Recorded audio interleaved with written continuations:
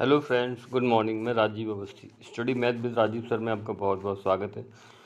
दोस्तों, आज का हमारा टॉपिक है ज्योमेट्रिक प्रोग्रेशन। देखिए, सबसे पहले हम इसके बारे में चर्चा करते हैं। What is geometric progression? इसकी डेफिनेशन में क्या होता है? Geometric progression is A progression in which the every term of next term is multiply by the constant number. यानी कि किसी भी प्रोग्रेशन में अगर अगला पद पहले पद से या next term is multiply by the constant number. जैसे यहाँ पर एक आपको मैं दिखा रहा हूँ, एक अनुक्रम लिखा हुआ है, sequence A R next A R square dot dot dot dot dot, इस तरह का एक अनुक्रम लिखा हुआ है। तो ये अनुक्रम आपका ज्योमेट्रिक प्रोग्रेशन कहलाएगा। जैसे कि आपका फर्स्ट टर्म था ए, इसमें हमने आर से मल्टीप्लाई किया तो ये आपका ए आर हो गया। फिर नेक्स्ट हमने फिर आर से मल्टीप्लाई किया तो ये ए आर स्क्वायर हो गया। इससे पहले हमने आपको एक प्रोग्रेशन पढ़ाई थी, इसका नाम था अर्थमेटिक प्रोग्रेशन। अर्थमेटिक प्रोग्रेशन में क्या था कि आपका एक टर्म नेक्स्ट टर्म था, इसमें किसी कांस्टेंट नंबर को ऐड करने पर, इसलिए उसका नाम था समांतर श्रेणी। यहाँ पर क्या है, यहाँ पर इस नंबर से मल्टीप्लाई किया जाता था। तो जब हम उसको अर्थमेटिक प्रोग्रेशन में जब आप किसी भी नंबर को जोड़ते थे तो उसको डिफरेंस बोलते थे, और वो होता आपका कॉमन डिफरेंस, और इसको आप डी से डिनोट करते थे। लेकिन यहाँ पर क्या है, ये अंतर है, इसको आप क्या बोलते हैं, सार्वंतर।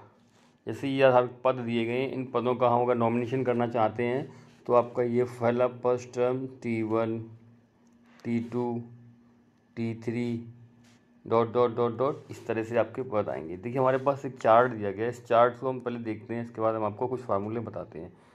ये रहा आपका सामने एक चार्ट। इस चार्ट में क्या लिखा है, ज्योमेट्रिक सीक्वेंस एंड सीरीज। जैसे आपका कोई सीरीज बना हुआ है A R square A R cube dot dot dot dot dot, this is, इसमें ये क्रम जो है ये आपका ज्योमेट्रिक प्रोग्रेशन में है।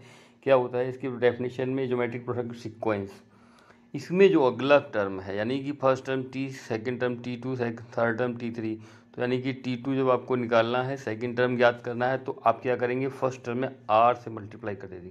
फिर नेक्स्ट टर्म आपको ज्ञात करना है तो नेक्स्ट बार फिर आप R से मल्टीप्लाई करेंगे तो आपको क्या मिलेगा, AR स्क्वायर। तो यहाँ पर कुछ फार्मूले भी दे दिए गए हैं, मैं फार्मूले आपको नेक्स्ट टर्म में बताता चला जाऊँगा। चलिए, पहले हम इसको, आपको मैं समझता हूँ उसकी आपको डेफिनेशन समझ में आ गई होगी। सबसे पहले तो मैं ये क्या डिफाइन करना होता है कि अगर कोई भी क्रम दिया गया है, यानी एनी प्रोग्रेशन इज रिटन, क्या वो ज्योमेट्रिक है या अर्थमेटिक है। अगर अर्थमेटिक होगी तो हम क्या करेंगे, अगर आपको अर्थमेटिक का टेस्ट करना है तो आप T2 minus T1, T3 minus T2 और T4 माइनस T3, इस तरह की टर्म निकालेंगे और इनका सभी का आंसर क्या आएगा, इक्वल निकल के आएगा। तो ये तो आपका हो गया AP, अर्थमेटिक प्रोग्रेशन। अगर आपको बात करनी है GP की, तो GP में आप क्या करेंगे, GP को आपको ज्ञात करने के लिए क्या होगा, यहाँ पर जैसे आपका ये T2 है, T2 में आप T1 से भाग देंगे, T3 अपॉन T2, इसी प्रकार आप निकालेंगे T4 अपॉन T3, और इन सब का मान जो निकल के आएगा वो इक्वल होगा, और उस मान को आप नाम देते हैं R। तो इसको बोलते हैं कॉमन रेशियो। ये रहा आपका। और इससे पहले जो आपने AP निकाला था, इसमें आप निकालते हैं कॉमन डिफरेंस, और इसका नाम होता है D। तो क्योंकि हम यहाँ पर ज्योमेट्रिक प्रोग्रेशन की बात कर रहे हैं, तो चलिए हम एक व्यापक पद ज्ञात करते हैं। अगर हम इसी क्रम को कंटिन्यू रखते रहें, जैसे हमारा एक क्रम लिखा हुआ A, दूसरा AR, तीसरा AR स्क्वायर, चौथा AR क्यूब, अगर हम इसी सीक्वेंस को कंटिन्यू करते रहें तो हम एक चीज़ यहाँ पर देखते हैं, अगर हमें इसका आपको जनरल टर्म्स कहते हैं या व्यापक पद कहा जाता है, TN। जैसे आप देख रहे हैं T1 A, T2 A into R, T3 A into R square. एक आपको मैं यहाँ पर एक क्रम में एक विशेष पहचान आपको बता देता हूँ। जैसे आपका प्रथम पद था तो उसमें केवल A था, दूसरा पद था तो इसमें एक बार R आया, यानी कि यहाँ पर दूसरा टर्म R की पावर 1, एक कम। यहाँ पर तीसरा टर्म है, तीसरा पद है आपका, लेकिन R की पावर यहाँ पर 2 है। इसी तरह से अगर आपसे कोई जनरल टर्म पूछा जाए TN, तो आप यहाँ पर क्या बताएंगे, फार्मूला होता है A into R power N से एक मान कम कर देना है। तो ये तो आपका हो गया इसका जनरल टर्म। टेबल में हमने आपको फार्मूला दिखाया भी था, देखिए क्या लिखा हुआ है, T N equal to A R power N minus one. तो सबसे पहले क्या है कि हमें इसके बारे में जानकारी होनी चाहिए थी, वो हमने बता दी। What is geometric progression? Geometric progression is a sequence in which the next term is find by the multiply of common ratio या common constant number then the gated geometric progression. अगर हम नेक्स्ट टर्म को किसी constant number से या अचर से गुणा करते जाएंगे तो एक हमें ज्योमेट्रिक प्रोग्रेशन प्राप्त होती है, और वो जो नंबर होता है उसको हम कॉमन रेशियो कहते हैं। तो ये रहा हमारा ज्योमेट्रिक सीक्वेंस। अब चलिए हम यहाँ पर कुछ क्वेश्चंस आपको पहले एक्सप्लेन करते हैं, इसके बाद आप इस चीज़ों को देखते हैं।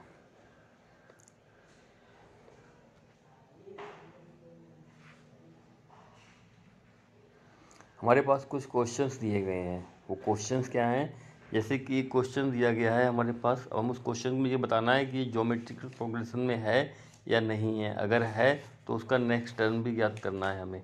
We have to find out 2/3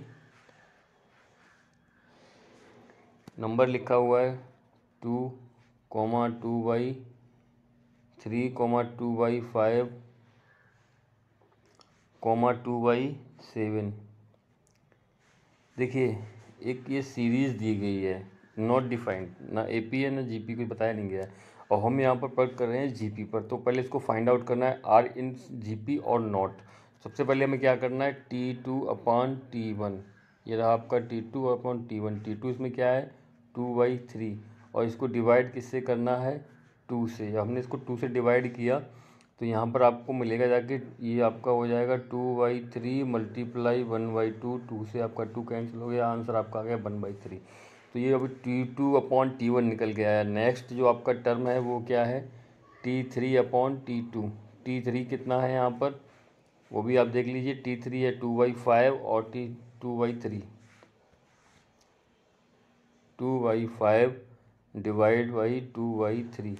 जब इसको आप मल्टीप्लाई में चेंज करेंगे तो आपको मिलेगा जाके 3/2, और अपने 2 से 2 आपका कैंसिल हो गया, आपका मान निकल के आया 3/5। अब हम यहाँ पे देख रहे हैं, हमने दो ही टर्म्स में दो टर्म्स का डिवाइड किया। दोनों टर्म्स में आप देख रहे हैं जो आपका रेशियो निकल के आया है, यहाँ पर 1/3 है, यहाँ पर 3/5 है। इसका मतलब it is the sequence is not in GP. ये जो सीरीज दी गई है ये आपकी जीपी में नहीं है। यहाँ पे आप क्या लिख देंगे, नॉट जीपी, ज्योमेट्रिकल प्रोग्रेशन नहीं है। जब नहीं है तो हमारा यहाँ पे फार्मूला अप्लाई करने का कोई भी औचित्य नहीं बनता है। इसी प्रकार अब हम इसमें नेक्स्ट क्वेश्चन लेते हैं। अगला क्वेश्चन है, हमारे साथ में बने रहिएगा।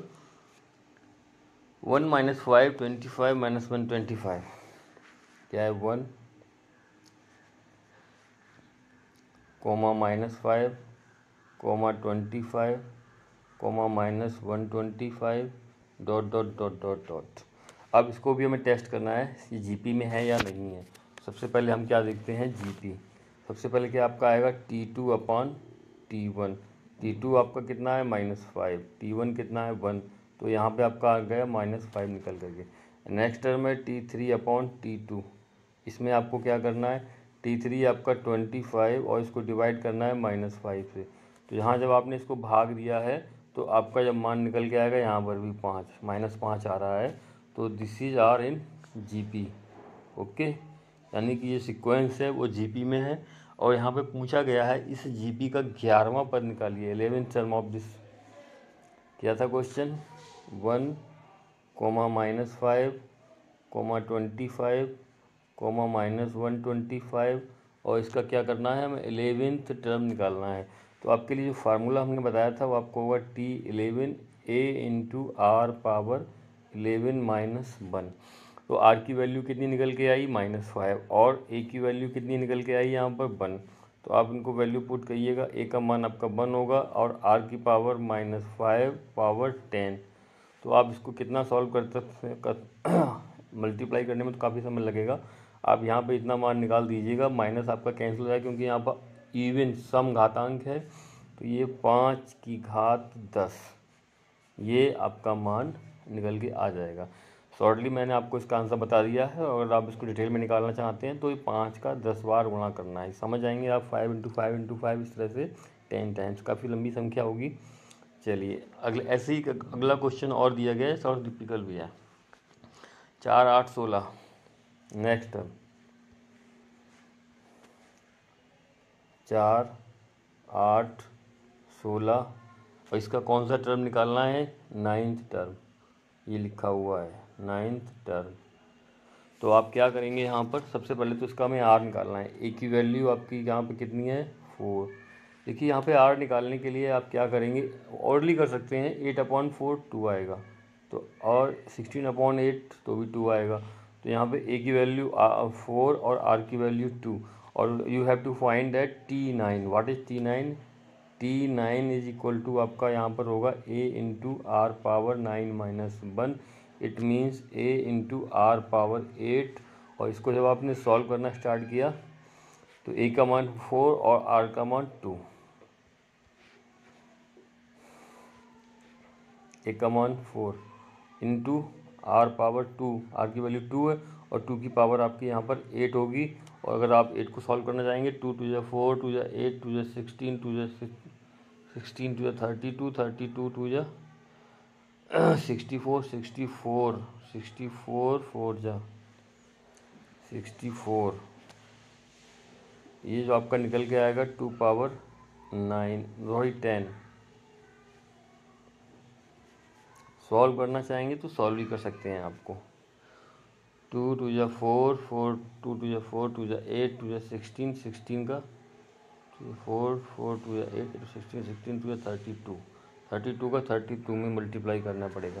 तो इसका आपको आंसर जाकर मिलता है 32 × 32, मतलब 32 2 = 64 और 32 3 = 96, 96 और 6 102। ये आपका आंसर निकल के आएगा 1024। तो मैं समझता हूँ जहाँ तक आपको ये चीज़ समझ में आ गई होगी।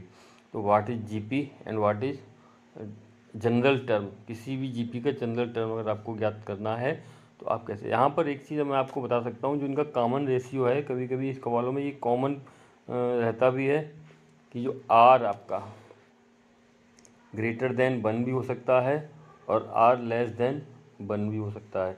कभी कभी क्या होता है कि हम इन सीरीज़ के जब हम योग याद करते हैं तो वहाँ पर इस कंडीशन से काफ़ी अंतर निकल के आ जाता है।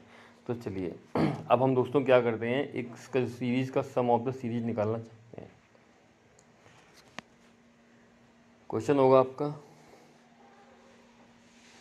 सम ऑफ जीपी, किसी जीपी का योग ज्ञात करना। चलिए जैसे हमारे सामने एक जीपी लिखी हुई है, इसका मान है AR स्क्वायर ... इसको हमने क्या किया, एस मान लिया और इनके बीच में सबकी प्लस लगा दिया। एस का मतलब होता है सम ऑफ सीरीज। इसमें इसको हमने इक्वेशन नंबर 1 मान लेते हैं और आर से मल्टीप्लाई किया इसमें दोबारा से, तो आपको क्या मिलता है, ये आपका फर्स्ट टर्म था, ये AR हो जाएगा, सेकंड टर्म आपका AR² हो जाएगा और थर्ड टर्म आपका AR³ हो जाएगा ... और लास्ट में जो आपका ARn-1 होता था वो आपका हो जाएगा AR⁻n। अब हम देखते हैं इसी सीरीज़ में, आप देखेंगे अब हमें क्या करना है, ये हमारे दो इक्वेशन जो बनते हैं, क्योंकि यहाँ पर आपका ऊपर जो वाला मान होगा वो होगा ARn-1 और यहाँ पे आपका होगा AR।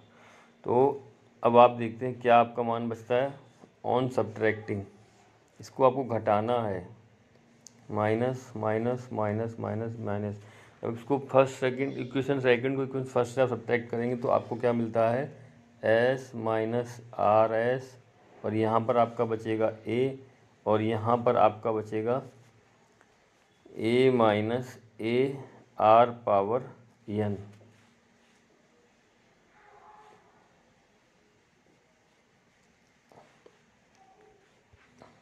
इसी से आपका एक फार्मूला निकल के आता है, S कॉमन कर दिया हमने, यहाँ पे 1 - R निकल के आ गया, यहाँ आपने A कॉमन कर दिया, 1 - R⁻n हो गया।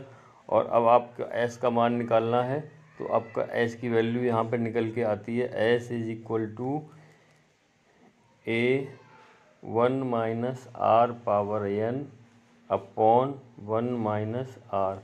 ये हुआ किसी भी गुणोत्तर श्रेणी के n पदों का योगफल। ये जो हमने फर्स्ट स्लाइड में भी आपको दिखाया था, जो हमारी फर्स्ट स्लाइड थी उसमें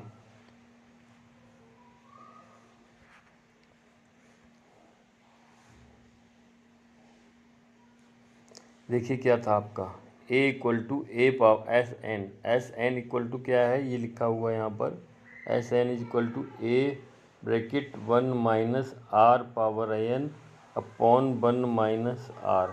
देखिए दोस्तों यहाँ पर, और इससे पहले जो हमने आपको फार्मूला लिखाया था उसमें क्या था, यहाँ पर आर माइनस एन माइनस 1। मैंने आपको इसी बीच में एक चीज़ बताई थी, वो आपको ध्यान देने वाली बात थी, if R is equal to greater than 1। अगर आर का मान 1 से ज़्यादा है तो यहाँ पर यही फार्मूला चेंज हो जाएगा, और if R is equal to less than 1 तो ये फार्मूला आपका जो ऊपर लिखा हुआ है यही काम आएगा। यानी 1 से छोटा है तो आप 1 में से इसको घटा सकते हैं, और अगर 1 से बड़ा है तो आर माइनस 1 कर देंगे। फार्मूला यही रहेगा, इसमें सिंपली थोड़ा सा चेंज आ जाएगा। वो चेंज क्या होगा, तो ये होगा change A R power N minus 1 upon R minus 1। अगर आपका आर का मान 1 से बड़ा है तो आप आर माइनस 1 लेंगे, और अगर 1 1 से बड़ा है तो आप 1 माइनस आर लेंगे। ये रहा आपका सीरीज। इसी तरह से कुछ क्वेश्चंस भी मैं आपको जनरली फार्मूला बता दूं। इसमें एक इम्पॉर्टेंट पॉइंट है, वो एग्ज़ाम के पॉइंट ऑफ व्यू से बहुत ही ज़्यादा पूछा जाता है, वो है आपका point of view sum of अनंत पदों की गुणोत्तर, अनंत पदों का योगफल। Sum of GP of infinite terms. देखिए जब अनंत पदों का मतलब इस तरह से होगा, यहाँ पे A R square dot dot dot dot और अनंत पद है। यहाँ पर सबसे पहले आपको एक पॉइंट ये नोट करना है कि अगर इस श्रेणी के अनंत पद हैं तो इसमें सबसे पहले 2 कंडीशन बनती। पहली condition if R is less than 1, और जब आर का मान 1 से छोटा है। जैसे कि आप देखते हैं प्रत्येक पद में आर वर्ग, आर की घात 3 डॉट डॉट डॉट इस तरह से मान बढ़ते चले जाते हैं। तो यहाँ पर हम एक चीज़ नोटिस करते हैं, वो चीज़ आप ध्यान देने वाली है। जब आपने 1/2 का 1/2 में गुणा किया तो आपका मान क्या है, 1/4 आएगा। देखिए अगर किसी संख्या का मान 1 से कम है और अगर हम उसके गुणांक ज्ञात करते हैं तो वो मान और छोटे होते चले जाते हैं। दरअसल अब यहाँ पर क्या है कि जैसे किसी संख्या का मान आपने दिया गया है यहाँ पर 1 से कम है, और उसका हम अगर वर्ग, घन और क्यूब इस तरह से और भी बड़े बड़े मान निकालेंगे तो उसका अगला मान हमेशा छोटा आता जाएगा। और क्या होगा, एक निश्चित पद पर जा कर के उसका मान उस पद से आगे ही नहीं बढ़ पाएगा। पहली कंडीशन। दूसरी कंडीशन है आर इज ग्रेटर देन 1। देखिए जब आर इज ग्रेटर देन 1 होता है तो वहाँ पर आप क्या करते हैं, जब आर का मान 1 से बड़ा होगा, R Q square, R cube dot dot dot, तो ये मान सभी बड़े होते चले जाएंगे। वहाँ पर आप अनंत श्रेणी का मान एक निश्चित पद पर निकाल सकते हैं। लेकिन अगर आर का मान 1 से कम है तो वहाँ पर आपका मान किसी शून्य के नज़दीक होता चला जाएगा। चलिए दोस्तों, अगली वीडियो में आपको इस सब चीज़ें एक साथ एक्सप्लेन करके लाऊंगा। बहुत बहुत धन्यवाद। चैनल को लाइक और सब्सक्राइब करना मत भूलिएगा। चैनल वीडियो को देखने के बाद बताइएगा कैसा रहा। धन्यवाद।